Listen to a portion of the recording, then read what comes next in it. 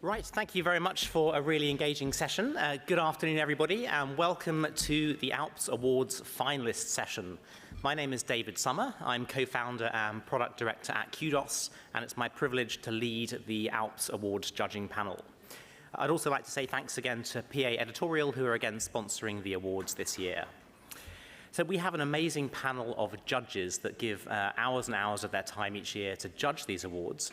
We have 12 judges representing publishers, libraries, institutions, consortia, standards bodies, and consultants. So I really want to acknowledge our judges. This year, our judges were Colin Adcock, Ian Craig, Jill Emery, Richard Geddy, Alice Meadows, Fabian Mouchon, Louise Russell, Stephen Sharp, Maggie Simmons, David Smith, and Alexander Winsler. So could we just acknowledge our judges?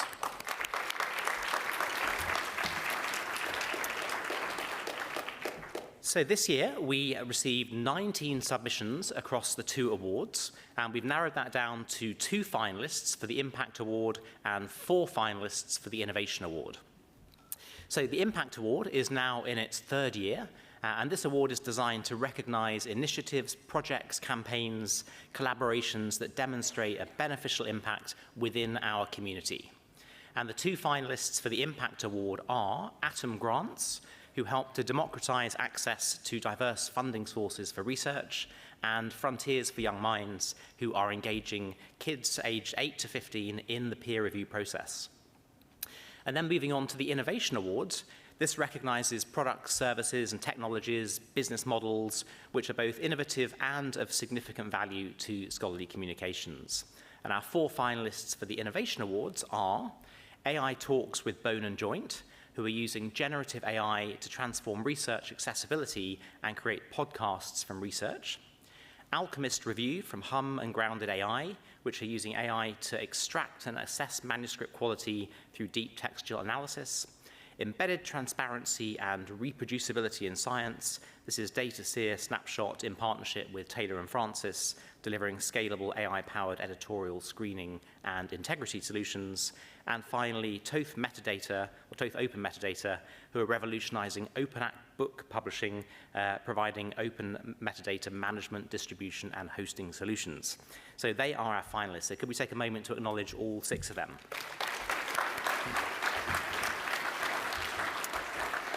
So you're now going to hear from all of those finalists. Each of them will have just 7 minutes, so it's going to be a sort of lightning session. And I'll endeavor to keep everybody on time, because I know some of you will be keen to get to the bar, and some of you will be keen to get into your Oasis costumes for later on. So will I be going to the Oasis session? Definitely, maybe. So we're now going to start with the Impact Award, and our first speaker is Thomas de Sorte from Atom Grants. So Thomas, over to you.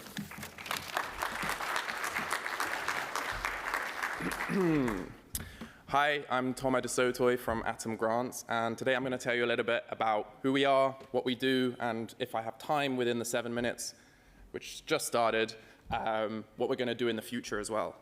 So a little bit about us. We all come from kind of research and technical backgrounds. Myself, I studied physics up to a master's in the UK. My co-founder, Ham, who's pictured here, similar story, studied physical chemistry at Caltech, mastered out in order to start this company with me. We both had interesting journeys with research and saw some of the good sides, but also the bad sides, namely a lot of the kind of bureaucracies that go on behind the scenes. And so when we met at Entrepreneur First, an incubator here in the UK, we kind of started putting our heads together and looking at, the challenges that we saw in the research kind of ecosystem.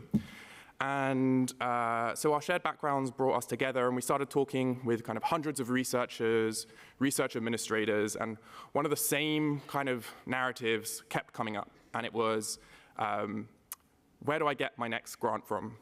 Researchers spend, the stat that's thrown around is up to 50% of their time every single day thinking about essentially where their next paycheck comes from, because we know their careers kind of are focused on bringing in more grant funding.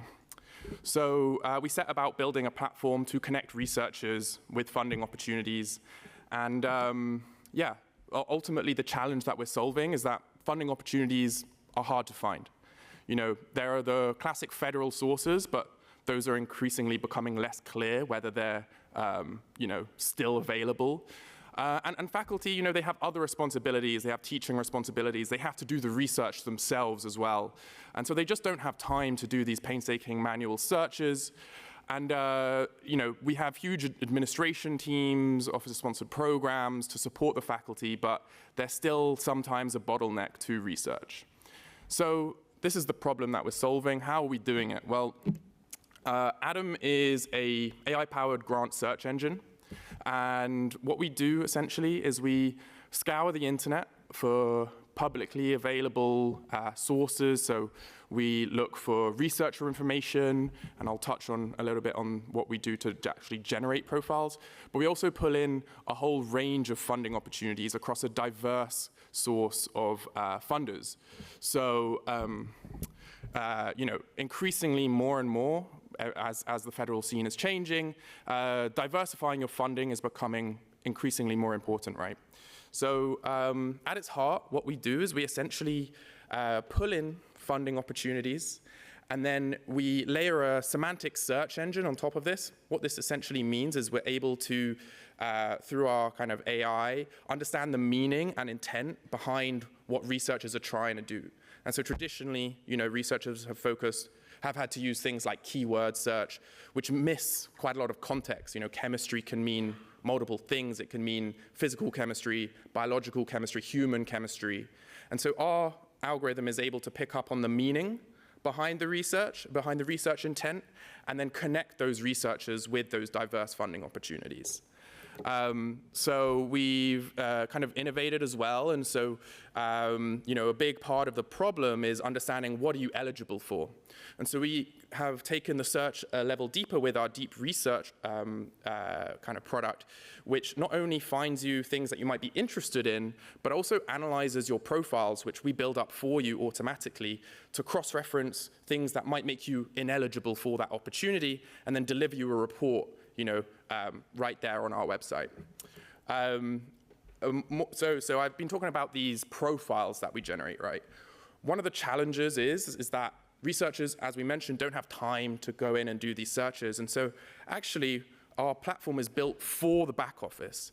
And so we pull in information from publicly available sources like publications, previously awarded grants, directories, personal websites, in order to generate comprehensive profiles of researchers in order to do the matchmaking.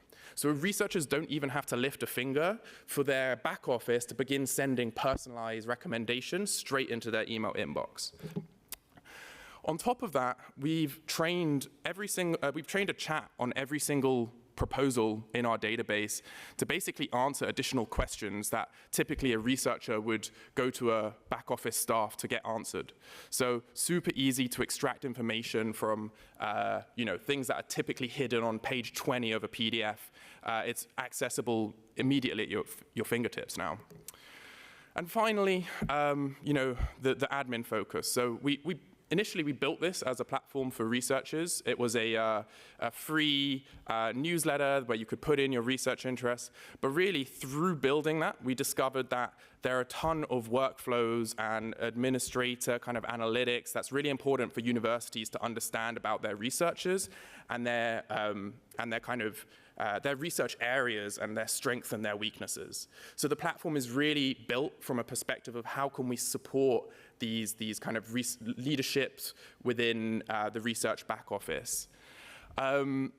Okay, and I've got a little bit of time to talk about where we're going. So far we've spoken about kind of grant discovery, but Atom, in terms of its direction, we're going to work our way along the grant lifecycle, because as I mentioned, 50% of a researcher's time is spent putting proposals together, and frankly, we think that time is better spent actually doing the research. We've got the best minds in the world kind of worrying about whether their budgets are perfect against their budget specifications, and just really small manual tasks that AI is really well placed to actually solve. And so we're building a proposal management system next. This is our next module that we're launching at the end of the year in order to help speed up the process of getting more proposals out the door, in aim of ultimately helping universities bring in more funding for their research. So I've got 30 seconds left here, and I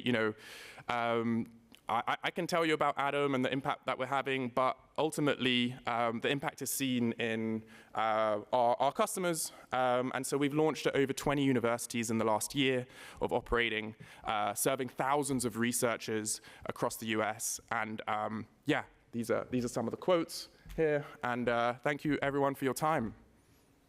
Great. Thank you very much. Thank you, Toma.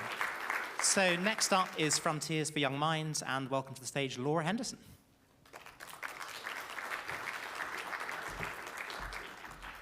Okay. Thanks, everybody. Hi, I'm Laura Henderson, and it's my pleasure to talk to you today about our unique and award-winning kids' science journal, Frontiers for Young Minds. So we are really passionate about impact, and we are honored to be a finalist for this particular award because we believe that true impact is what you can change in the real world. What are we doing for the end users who are engaging with what we all publish? So if you don't know our project, let me just quickly introduce us. Here you see a preview of our website and a few selected top articles of recent times. As you can see from just this tiny selection, we publish across the whole of STEM with 2 M's in one journal. This is to enable curious young minds to make new connections and find new directions for themselves. And everything we publish is free to read for anyone with an internet connection and no registration required.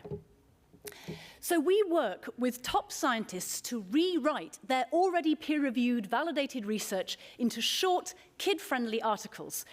And then we go further, empowering young people to directly engage with science by giving them control as peer reviewers before we publish. So our young reviewers are learning not only coached by science mentors locally, they're learning not only the science of the article they're reviewing, but also how to think critically. And they're learning to become the scientists of tomorrow by asking the right questions. So we are very proud to work with multiple large, globally known science institutions to help collaborate on creating these article collections, which are our feature way of publishing. These are on hot topics that kids want to learn about, and because of the quality of the researchers involved, teachers and parents and anybody else can use these resources with total confidence. A little research update. One of our recent collaborations was with the World Economic Forum to reshare their emerging technology report for young people. This achieved 100,000 readers in 3 months online. Actually, that number is, where I click again, is outdated already. It moves fast on our website. We have a huge traction with our audience. But let me just comment on the impact that Ruth Morgan of the World Economic Forum Steering Committee really shared our mission in publishing this when she said, this collection is crafted for and with the leaders of tomorrow, and we hope it sparks curiosity for younger and older minds to ask questions, think critically, and to imagine the future and all the possibilities that it holds. So we are a small but mighty non-profit project with huge success already achieved. So, for example, our unique science engagement has attracted many Nobel Prize winners to write their stories of groundbreaking science and connect directly to share it with our young audience. To date, we have published 33 of these most distinguished laureate scientists in our Nobel collection. Now in its 4th volume, this collection has achieved over 4 million readers in these articles alone and over 300 million social media impacts. And our 4th volume with our 3 most recent laureates, that's Kip Thorne, Jennifer Doudna, and Ben Feringa, was featured in The Times in January 2025. Oops, sorry, should have clicked that again. There you go. So, if you are wondering whether our laureate authors also feel the impact of being part of this project, yes. They tell us that they do. Let me just share these 2 quotes. One from Maybrit Moser, who interviewed with me for the Washington Post a couple of years ago and told us, I hope the papers in this journal will help nurture and reinforce children's passion and curiosity for science. What a gift to humanity that would be. And Michael Leavitt tweeted, happier about this than almost anything else I have ever done. What an endorsement from these field-leading scientists. But that gives you an idea of the VIPs that we work with and the impact we have with them. What about the impact we're most proud of, which is in the lives of the young people who are the core of our mission? Let's hear it from them, our wonderful young reviewers. Now, we survey all our users as they complete each platform process with us, so we have constant feedback both in ratings and in comments, and these are always positive from our young people. If this video will play ball with me, I'd like to share a very short quote from an amazingly articulate young man, Saif, aged 14, from Dubai, who was part of a team of young reviewers who took part in a live event that we hosted in that region. And of course, it's not going to play ball with me. Anyway, suffice to say, he says that our platform is an amazing platform that gives everyone the chance to learn science by making it fun for them. So from his words, I think it's clear how being part of our truly open science has changed his perspective, as our survey tells us it does for all our young people. We also did a special project for our 10th anniversary last year, where we interviewed some of our earliest young reviewers. Here I'm permitted to share one of Bagavi, who was 13 at the time of her first review with us, is now studying postgraduate neuroscience, and she confirms how our project made real impact in her life, saying 100% it cemented my foundation in neuroscience, enabling me to process scientific language.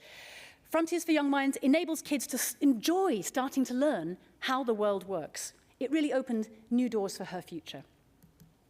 Our science mentors, who are the appointed professionals who work with us, also confirm the impact they see on the young people they work with, from giving them opportunities they don't usually have, to empowering them to pursue their dreams in science, and even feeling that they are scientists during our process. Dr. Caroline Lee Carnell, who's actually based here in Manchester, ironically, confirmed how valuable and inspiring it was for her young people to have their voices heard when she interviewed with me for BBC Radio 5 Live with Naga Munchetty in February this year. So how many people have we reached in this process? We've now worked directly with over 10,000 kids, guided, as I said, by the appointed science mentors who work with them locally in currently 60 active countries worldwide. And their insights on making our science accessible really get read. So because everything we publish is freely available online, as I said, to anyone with an internet connection and no registration, we've gained a huge audience. We're now published over 1,750 original new articles, which have been read by over 56 million, actually closer to 57 million now, people in 230 countries worldwide, giving us a huge average impact of 32,500 readers per article, a level which, frankly, few scientific journals can boast. And we go further. As we know that most of our young audience will not read fluent English, we translate as well into Chinese, Arabic, Hebrew, and French, and we hope to add more languages in the future. So to wrap up, all of this exponential success is achieved by a very small team that I am proud to lead of dedicated and passionate individuals who all handle the journal functions and all our other language publications between them. All this impact is achieved by what they do every day, and they really deserve this recognition. So I hope you've felt a little of the impact that we have in our work, and thank you very much for your attention. Thank you very much, Laura. So those are our Impact Award finalists. Now we're moving on to innovation, and we'll start with AI Talks with Bone and Joint. So please welcome Lexi Hudson.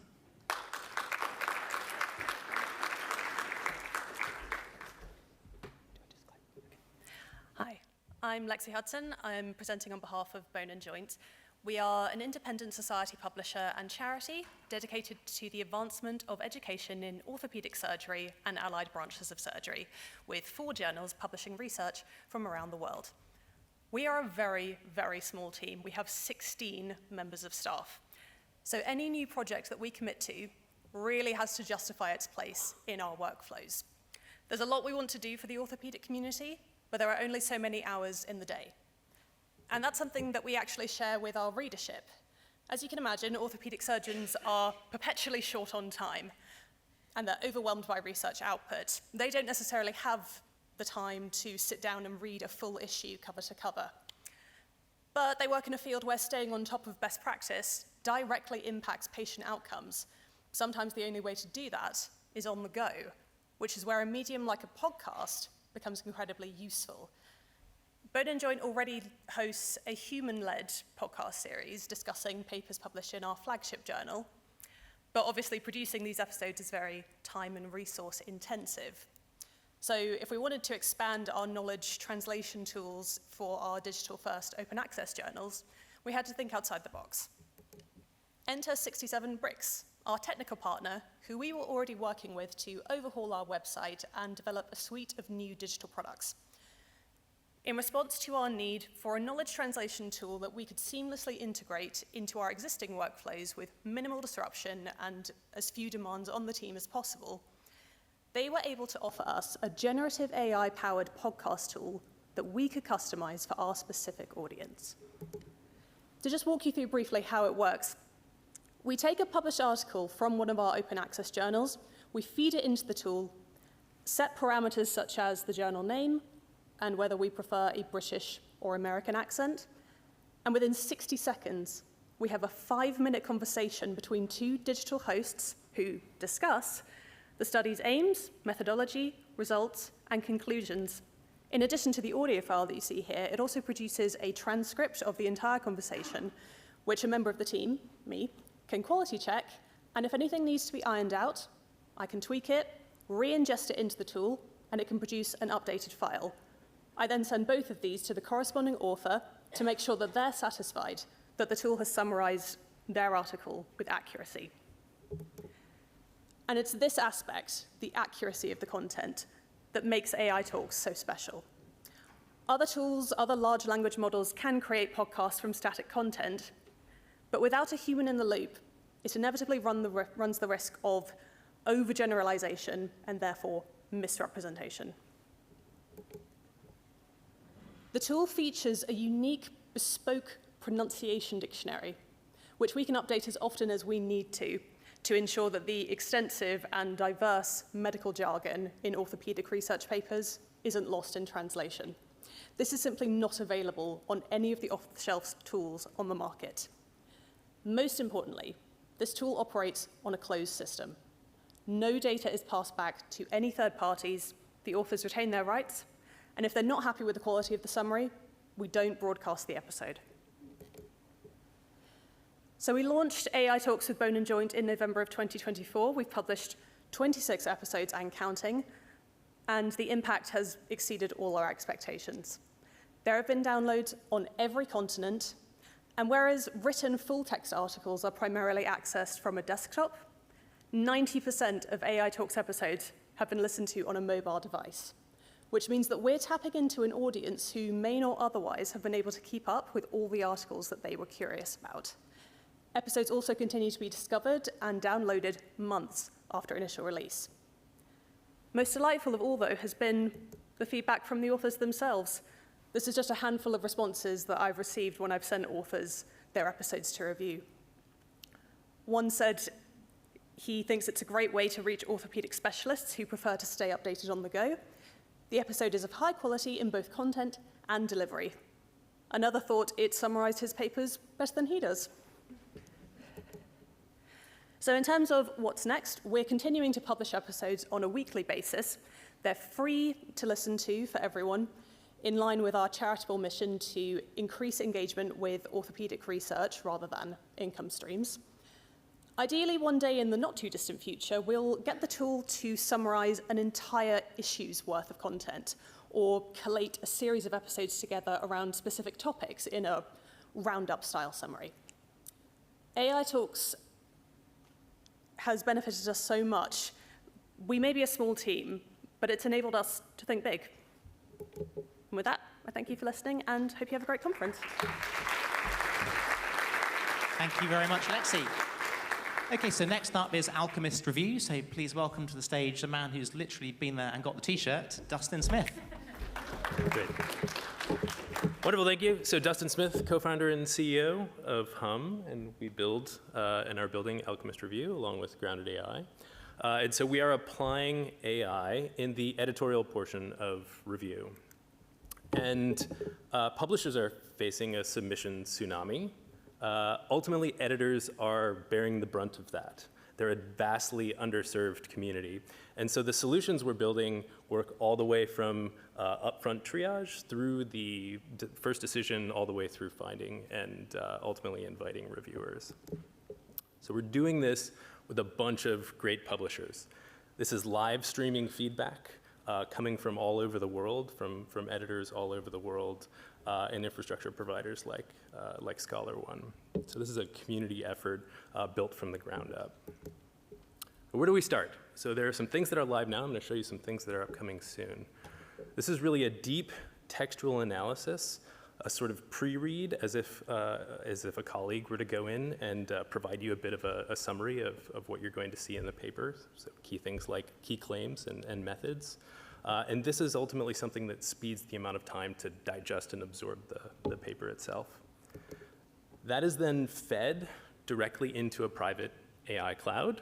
And so there is a tuned editorial assistant who's able to answer any questions about the digest. It's also fed the original manuscript itself.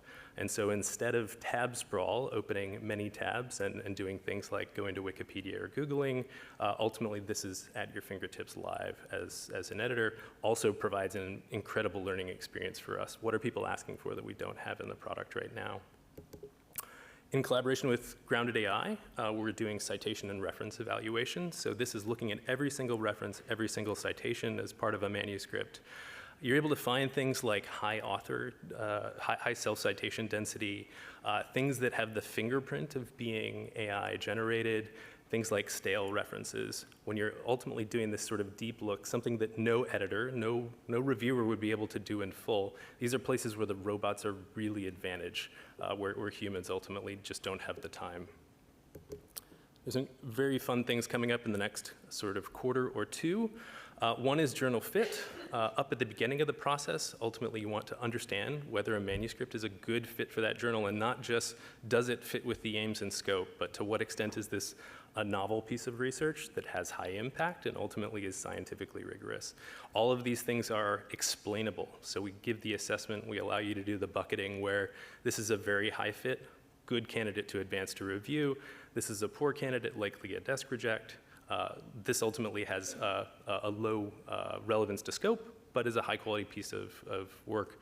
Maybe that's good for a transfer cascade. We're ultimately moving also from a digest view, so more information about a paper, to more analysis. So this is as if a thoughtful colleague not just read a paper and summarized it for you, but started to provide some analysis. So to what extent are the methods appropriate for what the goal that was stated in the paper and the results that were claimed as part of that?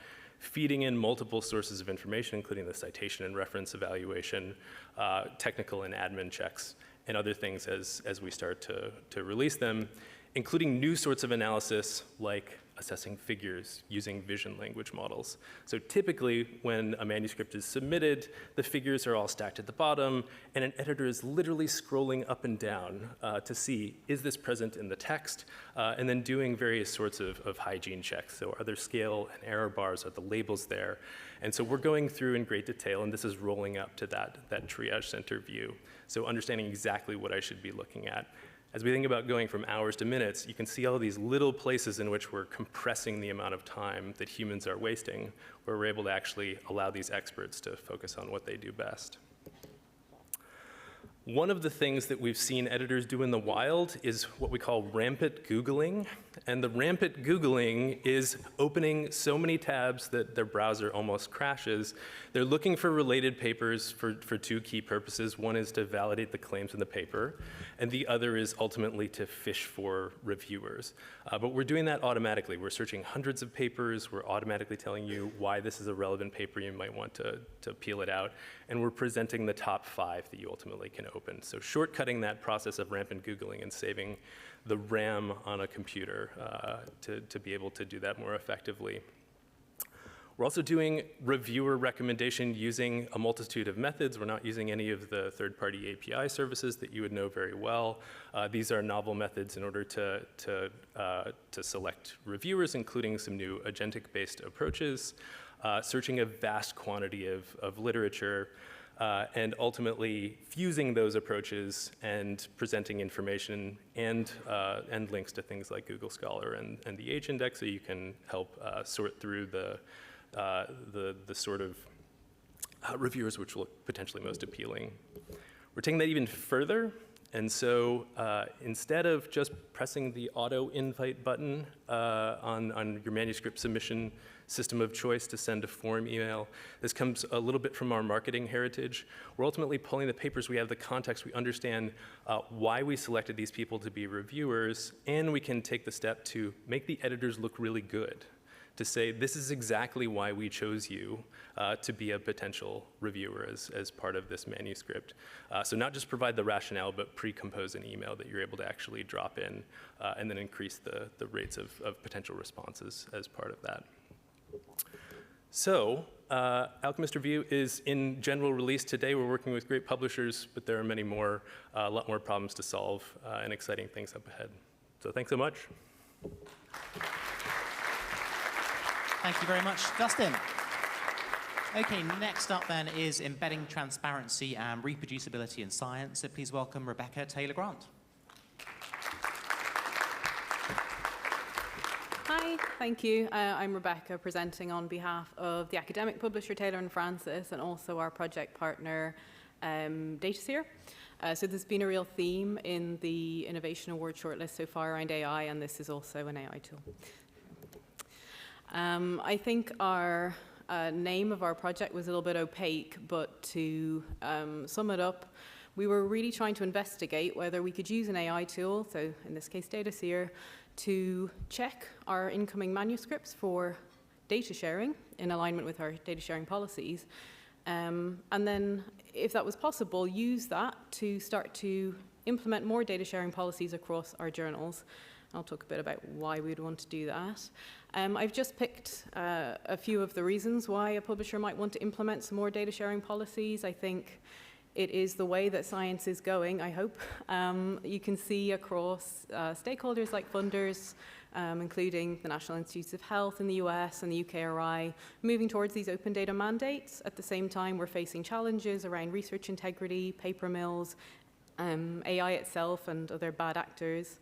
And I think data sharing, so that is data sharing, the data that underpins the results being reported in a research paper, is really fundamental to the transparency and the reproducibility of research.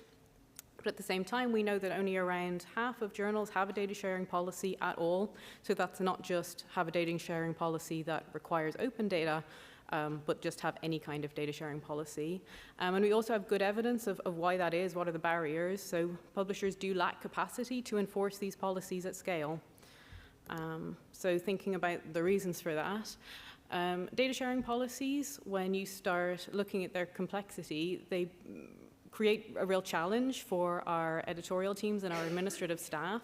The image at the background of the slide is us trying to do a mapping internally of like what are all these checks that an editorial team has to do to be compliant with the data sharing policy. And because these checks need to happen at submission, it is usually our administrators or our journal editorial office who are doing the checks, and they're just not experts.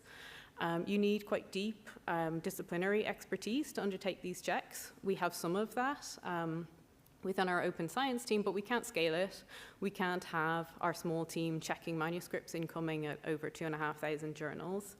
And there's a real risk here. So if a journal has a data sharing policy and doesn't implement good checking, you'll start to see data availability statements being published that are of poor quality, that are really undermining the credibility of what you're publishing in the journal. And you also can't amend them without issuing a correction. So this is where our partnership with DataSphere comes in. They already had an AI tool called Snapshot, and we've been working with them to adapt it to undertake these editorial data policy checks. So they use natural language processing and AI technologies to do this, and I can't say much more about the technology, but it is trained on data curator expertise. So they worked with us at Taylor & Francis to develop a set of checks based on what our expert curators would do and train the LLM. And they've now developed the tool to be tailored to fit with 3 different data sharing policies at TNF. So across our journals, there are differing requirements that they enforce, and the tool works across all of these. And I think what's really nice about this tool in comparison to maybe some other comparable research integrity tools is that it's not looking for the bad actors. It's not looking for people who are trying to submit something that they shouldn't. It's really proactively helping the authors to do the right thing with their data because we want them to share the data properly. So currently the tool is at 97% accuracy, which is actually comparable with our human administrators' checks. And we think that this is going to get even more accurate in the next iteration. So we have another iteration of the tool upcoming. And we're working to build it into our manuscript submission and publication workflows. So at the moment, we have a flow set up where the author submits their manuscript as usual. DataSeer is integrated with some existing submission systems, including Editorial Manager and KGL Smart Review. Via API, the manuscript sent out, DataSeer sends a report back, having assessed the data sharing, and that happens within minutes. So the administrator then has the report. They can decide, does the author need to be directed to do something different with the data, or have they done the appropriate data sharing in line with the policy? And what we're working on in the next phase of the pilot is thinking about how we can give really bespoke feedback to authors, because that's another big challenge for our administrators. Like, they can tell the author's done the wrong thing, but they don't actually know, like, what data repository should this author have gone to, or like what was wrong with the persistent identifier. And that's something that DataSeer is really good at. So next steps and what we hope the future impact will be, we are currently moving into a live submissions pilot phase, so getting it into our live manuscript workflow. We really want to get a sense of the tool works, but does it help our humans? Does it make them quicker? Does it make their checks more accurate? So we're moving into that phase in the next month. And we're also planning an expansion of our open data policy implementations by 150%. So knowing that we can undertake the checks, we can massively scale the journals that have these kind of policies implemented. DataSeer, they're working on embedding their tool into additional submission systems. So currently it's Editorial Manager and KGL, but expanding that range. They're also looking to expand the capabilities into additional ethics checks, so things like ethics statements and funding disclosures. And having seen how they work, I think that they will be excellent at doing that as well. So they've really kind of been able to get into the depth and complexity of the checks that we needed them to do. I don't see why it would work any less for other ethics checks. And they've also committed to becoming the industry standard for AI-supported transparency and reproducibility. So thank you. Thank you very much, Rebecca. And finally, this afternoon, we have TOEIC Open Metadata. So please welcome Hannah Hillen.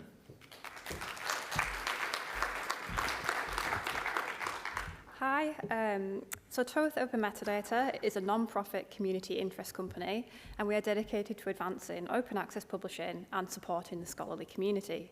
We provide innovative metadata management and distribution solutions tailored to tackle the problems of getting open access works into the book supply chain, ensuring their long-term sustainability and accessibility. Oh no, slides. It's gone off there. So what is the problem that we are finding publishers face? Small to medium-sized, scholar-led or library-based open access publishers often struggle with metadata management and dissemination, hosting of publishers' own websites, content or catalogues, and archiving of their valuable contributions to the scholarly record.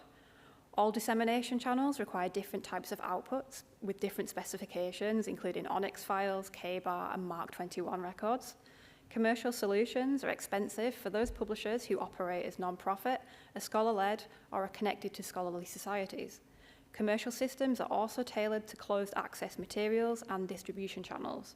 Open access book metadata from commercial vendors is often delivered to libraries in low quality, and open access book metadata are often not explicitly released under an open license, which limits sharing and reuse.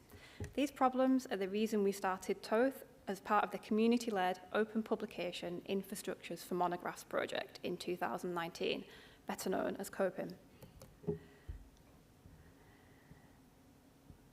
So our platform was built for publishers by publishers.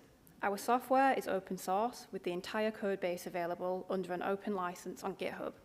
TOEIC is made for open access, but supports non-open access as well. We recognise that there are many hybrid and mixed model publishers out there that suffer from the same type of software inadequacies. We support publishers in good metadata practice, enabling them to create high-quality metadata at the book and chapter level. Our software allows the exporting of multiple output formats and specifications, including CSV, Marks, ONYX, KBAR, and BibTeX. And our metadata management and export functions are provided indefinitely for free to publishers. We currently have more than 70 publishers from a variety of regional contexts using Toth's platform and services. The Toth catalogue contains over 2,900 book records and 14,000 chapter records. On a daily basis, we are onboarding new publishers and ingesting new records. Toth empowers publishers to implement good metadata practice into their publishing workflows. We fully support integration of persistent identifiers such as ORCID, RAW, and DOIs, as well as the open thema subject classification schema.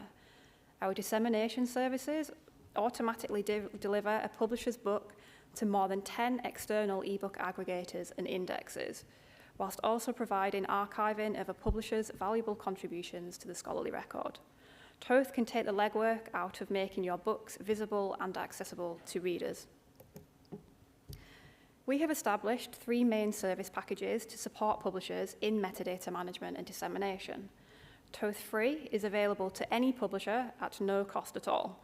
We just generate a login for publishers, and you can use Toth with full metadata management options. Toth is currently integrated with the open source book production platform Open Monograph Press. So if a publisher already uses OMP, it is convenient to manage metadata in Toth. We are also in discussion with platforms Janeway and Pressbooks to offer similar plugins. Toth Free provides generation of metadata records in all available formats, including the Crossref DOI deposit records for easy self-service metadata upload to Crossref. And there is never any platform lock-in, so you are free to trial and use Toth for as long as you like. The Toth Plus A package is a modestly priced dissemination service for publishers, which includes the core dissemination services that we think every publisher should have covered.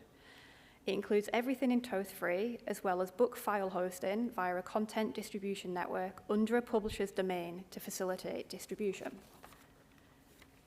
It also includes Crossref membership with automated DOI deposits under a publisher's owned prefix, with no additional membership or registration fees. It includes automated distribution through our partnership with OAPEN, again with no additional membership fees or hosting fees, as well as indexing in the directory of open access books. All books are also permanently archived in the Internet Archive. Toth Plus B is our comprehensive distribution package, which offers everything in Toth Plus A plus distribution to a host of repositories, including all of those listed on the slide. We have established partnership agreements with many of the platforms involved and have managed to secure deals such as 50% discounted submission fees with Project Muse. The Toth Open Archiving Network offers robust archiving solutions to multiple repositories to ensure the long-term preservation of open access publications. So Toth Plus package prices are available on our website, and we offer substantial discounts to publishers from selected regions. Fees are applied per book, so publishers can choose how many books they wish to distribute, and our prices represent significant cost savings compared with publishers applying for membership to platforms and the per hosting fees if they were to go it alone. Toth can take on all of the distribution admin so that you can forget about it and focus on publishing books. We also offer bespoke services to publishers, such as creation and enrichment of metadata for titles from the PDFs. We offer publisher website and catalogue creation and hosting. Take a look at the Open Book Publishers website for a preview. The Toth Usage Statistics Dashboard offers publishers robust, privacy-focused insights into the use of their open access books and chapters, leveraging the power of the Operos Metrics service to provide aggregated and standardized data across multiple platforms. This service is tailored to help publishers understand and optimize the impact of their publications. So Toth really can do a lot for your press, but we also want to be able to do a lot more. We are always looking to work with publishers to support their workflows, and this list of next steps is based on what we have heard that our publishers struggle with the most, and this is what we have now begun to work on. A couple of exciting things we are working on include a multilingual metadata interface to support bibliodiversity, adding more ebook aggregator platform data sources to our usage metrics dashboard, and facilitating legal deposit on behalf of publishers in a national and global context. So If you'd like to learn more about how we can support your press, myself and a colleague, Rupert, will be hanging around after this session, or please do come say hi at any other point in the conference. Okay, thank you.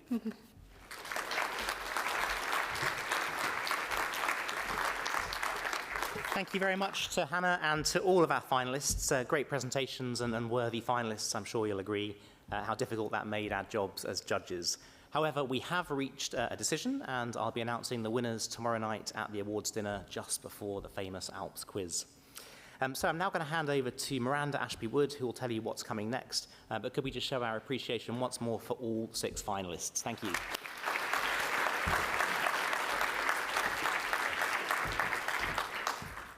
Hi, thank you, David, and to all the finalists. Thank you for those talks. My name is Miranda Ashby-Wood. I'm Head of Publishing at the British Institute of Radiology. I'm also Chair of the ALPSP Education Committee and on the Board of Directors. Just a few housekeeping bits, really, for what's coming next. So our scholarly communication musical, Flim Flam at the Fair, a metadata oasis in a misinformation maelstrom, will begin shortly at 5:30 p.m. here in the Deansgate Suite. Spoiler, this may or may not consist entirely of Oasis parody songs. So I think that'll be brilliant. So do stay around if you can for that. If you'd like to join some friendly faces from Scholarly Social, head down to the podium bar on the ground floor at 6 p.m. And we look forward to seeing many of you at the welcome reception at 7 o'clock up in the Cloud 23 bar as well. And tomorrow's sessions will start at 9 o'clock in the morning. I hope to see you there. Thank you.